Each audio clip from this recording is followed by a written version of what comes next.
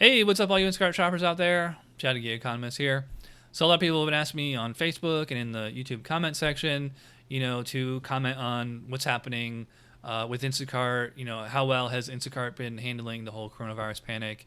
Am I scared to be an Instacart shopper right now?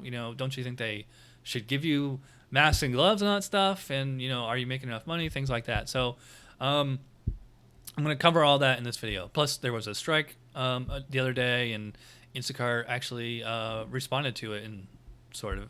But we'll get to that in a minute. So, let me just say, when this whole coronavirus thing happened, like when it really happened in America, where like, New York and some other cities were like basically on lockdown, like shelter in place, and people were here in Florida. We're very, very far away from that. Um, Instacart has definitely been going gangbusters. People are ordering their groceries online because basically grocery stores are like the only place you can go to right now where there's still people. Can't go to the mall, can't go to movies.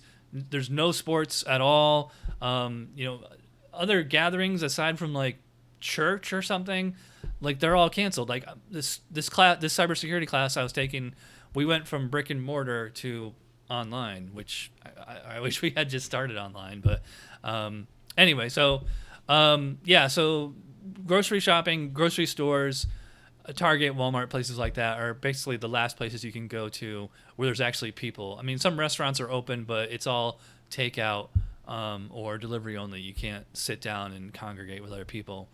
Am I scared to be out there? No, I'm not scared. Um, I've been watching a lot of reliable YouTube videos about the coronavirus. SciShow and some doctors and stuff, and Kurzgesagt or however that that German channel is pronounced. Um, anyway, so I'm 43, so and I'm pretty healthy otherwise. If I get it, it'll just be like probably having a really bad flu or something. But I should be fine in the long run. I don't smoke. I'm not like obese or anything. So it's just basically it's older people, smokers, really obese people who are really at risk.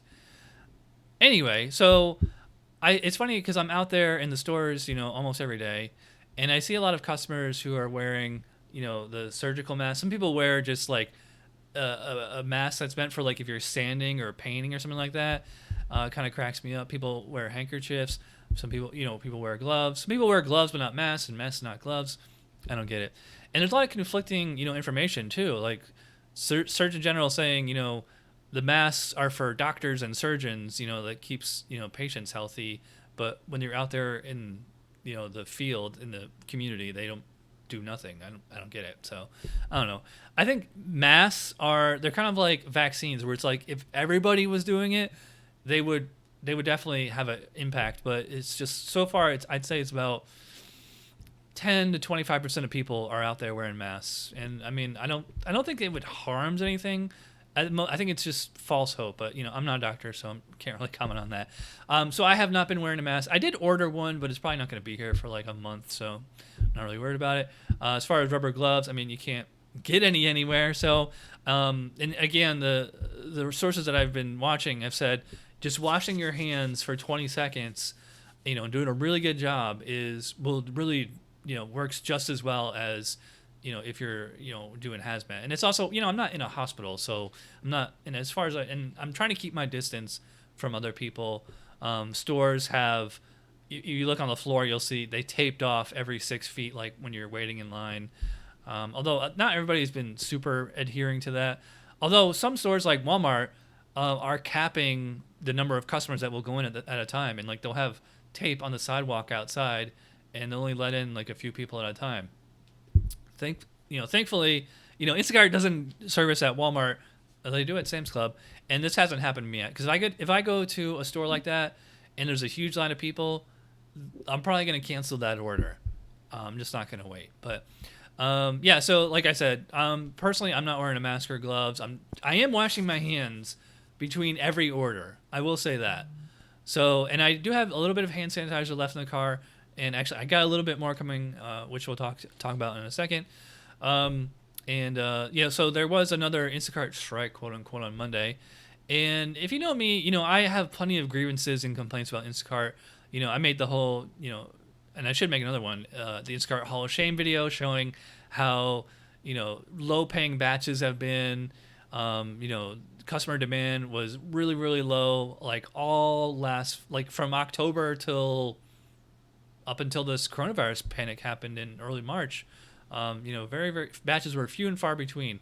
Most of 2019, Instacart accounted for probably about 75% of my earnings, and everything else was DoorDash, Amazon Flex, Uber Eats, things like that. And then once the coronavirus panic happened, it's like 99% Instacart. Very, very rarely do I even turn on any of the other apps unless there's a significant lull between Instacart orders. I'm just not seeing anything good. I'll turn one on. Like I'll do like one DoorDash order, and then all of a sudden I'll get a really, really good Instacart order, and I'll just turn DoorDash off and go back to doing Instacart. And on a related note, I did lose my top dasher status for DoorDash because I only did like a handful of deliveries in March. Anyway, so like I was saying, I do have complaints about Instacart just as much as other people, and there's this small collective of people they have a Facebook group called, I think it's called Instacart Shoppers National or something like that, and they're basically the equivalent if Instacart had a union or a guild or something like that, or these are like Bernie Sanders type people who just think that they're owed everything, and they're the ones who are doing and organizing all these strikes. I participated in the last one in November, but that was kind of a mistake because as soon as that happened, Instacart took away our quality bonus, and at the end of every day when they ask how was your shift and it says give us feedback, I said give us back the quality bonus, you cheap bastards. I say that every day. So far, hasn't really helped, but I want to let them know where I stand. Anyway, so like I was saying, there was a strike on Monday. Let me just show you. This is Medium.com, and Gig Workers Collective is basically these people who organize these Instacart strikes and all that. I'll put a link to this below. I'm not going to read this whole thing. Let's just go down to their list of demands. And some of these I agree with, actually. So they wanted 4 things. Safety precautions at no cost to workers, PPE at minimum, hand sanitizer, disinfectant wipes / sprays, and soap. All right, well, it'd be nice if they could give it to us, but I'm also smart enough to know the laws of supply and demand is that you can't, like, if you can't get hand sanitizer, disinfectant, you can't get that in stores. How is Instacart supposed to get it? I don't understand. 2, hazard pay, an extra $5 per order, and defaulting to the in-app tip amount to at least 10% of the total order. All right, well, the 10% thing I agree with. 10% tip. I made a video. My last op-ed was, about what all Instacart customers should know right now, and I said all Instacart customers should be tipping at least 10% or $10, whichever is higher. I guess if you have a really small order, $5 is acceptable, but yeah, I agree with it. And I don't think it would really cost Instacart anything to change the default tip to 10%. I don't know why it's still 5. Yeah. Although the hazard pay kind of cracks me up because if you read their complaints and if you read any of their other stuff, these articles written about the Vanessa Bain and all her crew, they're these sob stories of how these people are living paycheck to paycheck and they're scared to death that they're going to get the virus and all that, but somehow have that extra $5 per order makes that risk totally worth it. I don't get it. So why stop at 5? Why not ask for $20 an order or something like that? It makes no sense. All right, so number 3, an expansion of pay for workers impacted by COVID-19. Anyone who has a doctor's note, blah, blah, blah, and then a deadline to qualify for these benefits. So yeah, like Instacart, Uber, Lyft, a lot of these gig companies, they said if you have a doctor's note that says you have coronavirus, and you send it to them, they'll basically give you 2 weeks of sick leave, like paid sick leave. Although I don't think 2 weeks is going to cut it because this pandemic is going to go the entire summer. In fact, this Dr. Bong guy I was watching on YouTube, very, very credible guy as far as I can tell, he said this thing is probably not going to peak until mid-May. So that means, as bad as it was in March, it's going to be worse in April and then even worse in May. And then it'll come back down. So it's basically from March till probably August. This whole pandemic thing is going to happen, or at least a panic part of it. I don't know how, if stores are still going to be half empty like all summer or what's going to happen. But I mean, I will say that, I've noticed that stores have been slowly starting to restock stuff, but you still can't get, good luck trying to find toilet paper, paper towels, hand sanitizer, obviously, bleach, And then a lot of other stuff like fresh meat, especially chicken, is in really short supply. You can't get that. Pasta, rice, some canned foods, cereal, even produce, depending on the day, depending on the time, depending on the store. A lot of the stuff is in short supply. So, it's a lot. In fact, I've seen a lot of Instacart shoppers in the Facebook group say that they're not working for Instacart right now because the stores are so empty. And a lot of new people are saying they don't understand why their tip is going down and it's because the customer tips 5 or 10% of what their subtotal is. And if you have to refund stuff because it's not available, then they're spending less money, and therefore, 5% of $80 is a lot less than 5% of $100. Anyway. So let's get back to the whole strike thing. Instacart, 2 days later, they kind of put out this thing about furthering our commitment to the shopper. And this is actually Instacart's official blog on Medium. And they say that they kind of responded to the strike demands. I don't think that the strike really affected them in the pocket. It was just more of a PR thing. So it says right here, Instacart worked with a third party to manufacture its own hand sanitizer for shoppers to overcome the existing inventory delays and global supply chain scarcity without taking away resources from healthcare workers. Yeah. Products, liquid spray. In fact, you can actually get this if you go to carrotswag.com. This is what it looks like, and it's free. But look, obviously it's sold out already. And it's funny because yesterday I tried to log into the site, and I was getting invalid credentials, invalid email, and they finally fixed it. All right, so let's go back to what Instacart is doing. Introducing a new customer tip default. Based on direct feedback from shoppers and customers who've been testing a new tip default. So it says, beginning today, all existing customers' complete orders will now default to their last tip amount. This means that if a customer tips 15%, recognize, blah, blah, blah, the next time they order, it'll go to 15%. But although 15% tips are pretty rare. Most people just stick with 5, maybe 10. The setting makes it easier for customers to blah, blah, blah. Yeah. We're removing the none option in the customer tip settings, requiring customers to manually change their tip to $0 if desired, and making it less likely that a customer will remove the shopper tip altogether. And if the customer lowers the tip below 5%, the default tip will reset to 5% to ensure the next time that they order. So I actually checked this out. I was placing an order myself, and I just took a screenshot, and you can see 0 is not one of the available tips unless you hit other amount, which is funny because it just defaults to, it's grayed out, but it's just it's shadowed of $0. So it should default to 5% or something, or 10%. All right, so it does say, let's see, over the last month, 97% of all orders, including a tip and shoppers, on average received a 30% increase in earnings from customers' tips as a result of this new feature and increased customer demand. Yeah, and I've actually noticed that.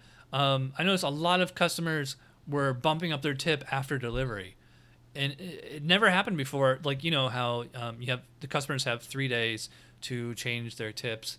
And up until the last few weeks, that never happened, where somebody was actually increasing their tip afterwards. And I had to go back and change my books and all that. So, yeah, I like that. That's good. Although I still think that they should set the default tip to 10%. See, that should be 10%, not 5%. All right, let's keep going. So actually, this is kind of long. I'm not gonna read the whole thing.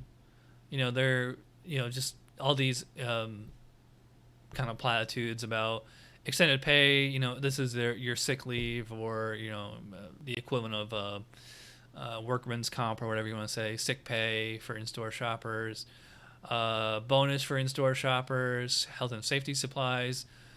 Over the last few weeks, I've been taking proactive measures to maintain a safe environment for shoppers nationwide, including working closely with local teams to provide cleaning supplies for in-store shoppers and sanitation stations in collaboration. A lot of this stuff is for in-store shoppers, not so much for full-service shoppers like me. Batch promotions, yeah, I have seen that, where they're saying between 5 and 9 or between 12 and 5, there's an extra $3 per batch. So it's a nice little thing. It's kind of like a guaranteed peak bonus. Leave at my door delivery. This is something I do like.